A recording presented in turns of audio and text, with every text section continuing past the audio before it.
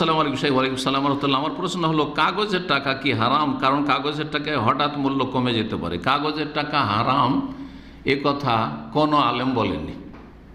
যদি বলে থাকে তো কোনো জাহিল বলেছে, যে স্কুল কলেজ ইউনিভার্সিটিতে পড়ে এসে মূর্খ সমাজের মুফতি সেজেছে, বক্তা সেজেছে, তারা বলতে পারে, কিন্তু কোনো আলেম বলেনি। যদি সে বলে তো সে আলেমই না, সে জাহিল। জি, কাগজের টাকার আগে কি ছিল? অধিকাংশ পৃথিবীতে ভূপৃষ্ঠে টাকা ছিল চাঁদির টাকা। অল্প কিছু সীমিত ক্ষেত্রে বা সীমিত এলাকায় স্বর্ণ মুদ্রা, স্বর্ণের টাকা ব্যবহার হইতো, যেটাকে দিনার বলা হয়। স্বর্ণ মুদ্রাকে নবী সাল্লাল্লাহু আলাইহি ওয়াসাল্লামের আমলে সাহাবায়ে কেরাম জামানে সালাফদের যুগে দিনার বলা হইতো, স্বর্ণ মুদ্রা। আর দিরহাম হচ্ছে রৌপ্য মুদ্রা, রূপার টাকা বা চাঁদির টাকা। জি, রূপার টাকা বহন করা খুব মুশকিল। রূপার টাকা যদি আপনার কাছে 1000 টাকা থাকে তাহলে ওইটাই আপনার এক বোঝা, আর 10-20 হাজার হলে তো আরও মুশকিল, তাই না? তখন উটের পিঠে চাপাইতে হবে, হ্যাঁ, গাধার পিঠে বহন করে নিয়ে যেতে হবে এক জায়গায় থেকে এক জায়গায়, কত বিপদ। তো মানুষ যখন ধীরে ধীরে ধীরে উন্নতি করলো, তখন দেখলো যে এ তো মহা মুশকিল এগুলো বহন করা। আর এটা খুব বেশি দিন না, আমার দাদার দাদা মনে পড়ছে মানে আমার দাদা আর দাদার কথা আমার দাদা বলেছেন, দাদাকে পেয়েছি। তো দাদা বলতেন যে আমার দাদা ছিল, তো উনি ব্যবসায়ী ছিলেন, বড় গৃহস্থ মানুষ, অনেক জমি জায়গার মালিক, এবং ব্যবসা করতেন। কিসের? এক ধরনের ব্যবসা, ওই গাছ থেকে যেটা আপনার ওই গয়নার ভিতরে, আগে যে গয়নাগুলো তৈরি হইতো মহিলাদের, তাবিজ, হ্যাঁ, মাকড়ি, সেগুলোর ভিতরে একটা দেয় না, গলিয়ে, কি বলে ওটাকে, হ্যাঁ, মোম। আচ্ছা, জানি না, ভুলে গেছি, ছোটোকালে দেখেছি।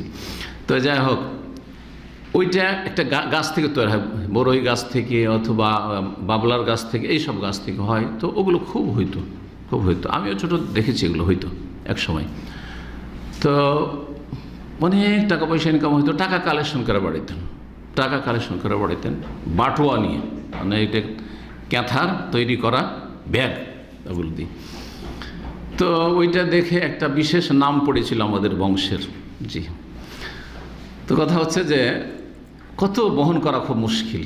তখন সুবিধার জন্য কি করা হলো, এই কাগজের নোট ঠিক ওই রকমই যেমন যারা পুরাতন প্রবাসী সৌদি আরবে আজকে থেকে 15 বছর 20 বছরও না, মানে 10 বছর আগেও ছিল, কি ছিল, চেক দিত আপনাদেরকে, ব্যাংকে দিত না, হ্যাঁ, ড্রাফট চেক। এইরকম হইতো না যে যাচ্ছেন আর আপনার সাথে সাথে আপনার টাকা চলে গেল, অথবা একদিনের মধ্যে চলে যাবে, আর একটা কি দিল, আজকাল রিসিপ্ট দিচ্ছে, একটা পেপার দিচ্ছে, তাই না? এইরকম নয়, কিন্তু একটা চেক হইতো, চেকটা আপনাকে পোস্ট করে পাঠাইতে হইতো, অথবা আপনাকে সাথে নিয়ে যেয়ে জমা করতে হইতো, বা আপনার কোনো আত্মীয় গিয়ে ব্যাংকে জমা করলো, তারপর সেটা ডিপোজিট হইতো। যেমন এখানে চেক লিখে আপনাকে আপনার কফিল, ধরেন আপনি সার্ভিস বেনিফিট পাবেন। আর সার্ভিস বেনিফিট কি, আজকাল তো ব্যাংকে অটোমেটিক জমা হয়ে যাচ্ছে স্যালারি, তাই না, বেতন। এক সময় আমাদেরকেও দেওয়া হয়েছে, কি দেওয়া হইতো, মাসের মাস চেক দেওয়া হইতো, বেতনটা চেকে দিল। তখন চেক নিয়ে আমরা করতাম কি, এইখানেই, হ্যাঁ, ব্যাংকে যেতে হইতো, আর ব্যাংকে গিয়ে তখন চেকটা জমা করতে হইতো, আর তারপরে কালেকশন করা হয়, টাকা নিয়ে নেন, আর না হলে আপনার অ্যাকাউন্টে জমা করে নেন চেকটা। তো এই চেকটা কি জিনিস? চেকটা কি? এটা তো কাগজ, ওতে লেখা আছে আপনার 50,000 রিয়াল, আপনার সার্ভিস বেনিফিট 10 বছর 20 বছরে, ধরেন 50,000 রিয়াল। তো ওই কাগজটার দাম কি 50,000 রিয়াল? ওই চেকটার মূল্য কি 50,000 রিয়াল? চেকটা হচ্ছে কি, অর্ডার, ওইখানে অর্ডার লেখা থাকে।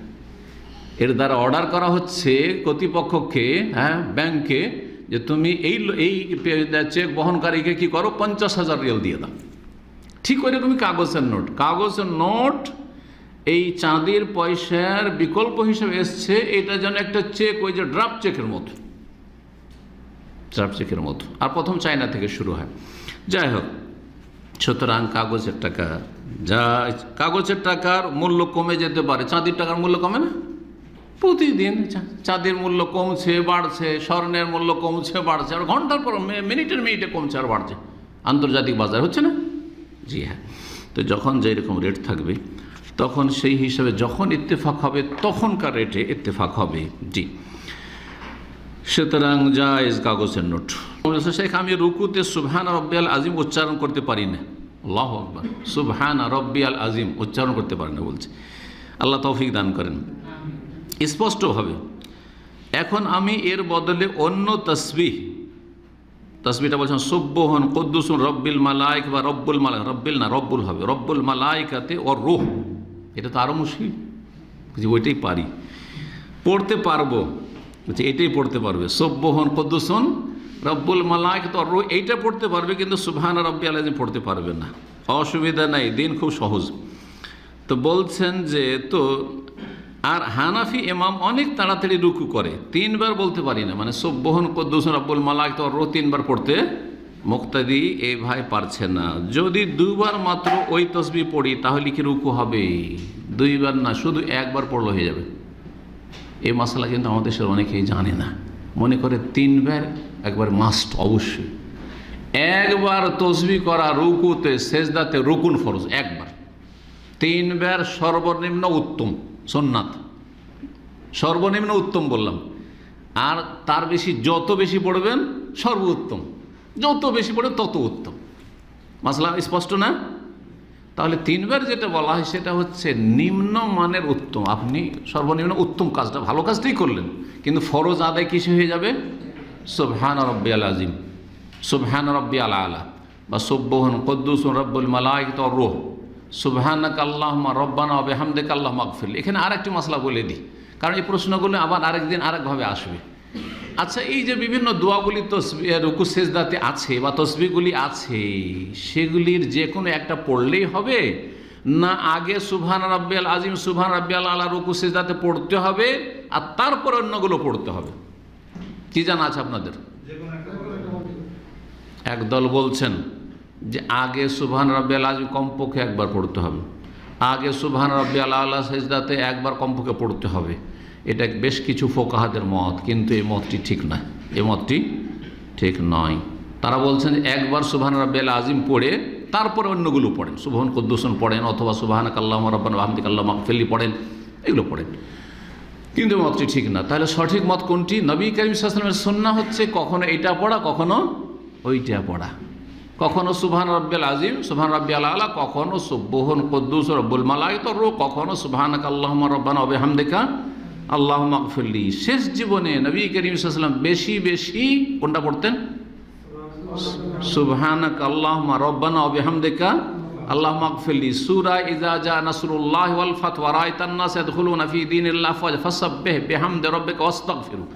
এই আয়াত নাজিলের পরে কানা ইয়াতাআউয়াল কুরআন, আয়েশা রাদিয়াল্লাহু তাআলা বলছেন, সহিহ বুখারী সহিহ মুসলিম হাদিস, যে নবী সাল্লাল্লাহু আলাইহি ওয়াসাল্লাম কোরআনের বাস্তবায়ন করতেন, আর সূরা ইযা জা নাসরুল্লাহ শেষ দিকে নাজিল হয়েছে, মক্কা বিজয়ের পরে নাজিল হয়েছে বা সেই সময়ে নাজিল হয়েছে। তাহলে আগের সালাতগুলিতে সুবহান রাব্বিয়াল আযীম সুবহান রাব্বিয়াল আলা পড়তেন, সুবহান কুদ্দুস রব্বুল মালাইকাতি ওয়ার রূহ কখনো কখনো পড়তেন, কিন্তু শেষ জীবনে বেশিরভাগ এইটাই পড়েছেন বা নিয়মিত এটা পড়েছেন। সুতরাং এটি হচ্ছে বেশি উত্তম। আহলে হাদিস ওলামারা, আহলে হাদিস জনগণ ভারত, বাংলাদেশ, পাকিস্তানে সুবহানাকা আল্লাহুম্মা রব্বানা ওয়া বিহামদিকা আল্লাহুম্মা আগফিরলি এটা পড়ে। ছোটোকালে প্রথম যখন আমাকে সালাতের তালিম দেয় আমার ওস্তাদ, আমার আব্বা রাহমাতুল্লাহি আলাইহি রাহিমাহুল্লাহ তাআলা, আল্লাহ রহম করে, আল্লাহ জান্নাতুল ফিরদাউস উচ্চ স্থান দান করেন, তাদের সাথে আমাদেরকে একত্রিত করেন। তো আমাকে কিন্তু সুবহান রাব্বিয়াল আযীম সুবহান রাব্বিয়াল আলা শিখাননি, ভালো করে বলছি আপনাদেরকে। কি শিখেছেন? কারণ উনি যে আমলটা প্রচলিত ছিল সেটা শিখেছেন, কি? সুবহানাকা আল্লাহুম্মা রব্বানা ওয়া বিহামদিকা আল্লাহুম্মা আগফিরলি। আর তারপরে বড় হয়ে যখন হাদিস পড়লাম, দুয়ার বইগুলি পড়লাম, তখন এগুলো মুখস্থ করলাম। তারপরে যখন বেশি জানলাম তখন কখনো এটা আমল করি, কখনো এটা আমল করি, কখনো এটা আমল করি। বিশেষ করে সৌদি আরব আসার পরে দেখলাম যে হাম্বলি ইমাম খুব এক্সপ্রেস এরাও, অধিকাংশ হাম্বলি ইমামরা ও হানাফিদের পরে, হানাফিদের মতো অত এক্সপ্রেস পারে না, ওদের সাথে কম্পিটিশন করে, কিন্তু এরাও খুব তাড়াতাড়ি পড়ে অনেকেই। যার ফলে এদের পিছনে সুবহানাকা আল্লাহুম্মা রব্বানা ওয়া বিহামদিকা আল্লাহুম্মা আগফিরলি পড়লে কখনো 1 বার পড়তে পড়তেই মামলা খারিজ। তো যার ফলে সুবহান রাব্বিয়াল আলা সুবহান রাব্বিয়াল আলা সুবহান রাব্বিয়াল আলা সুবহান রাব্বিয়াল আযীম সুবহান রাব্বিয়াল আযীম সুবহান রাব্বিয়াল আযীম। জি, তো এই ছিল উত্তর।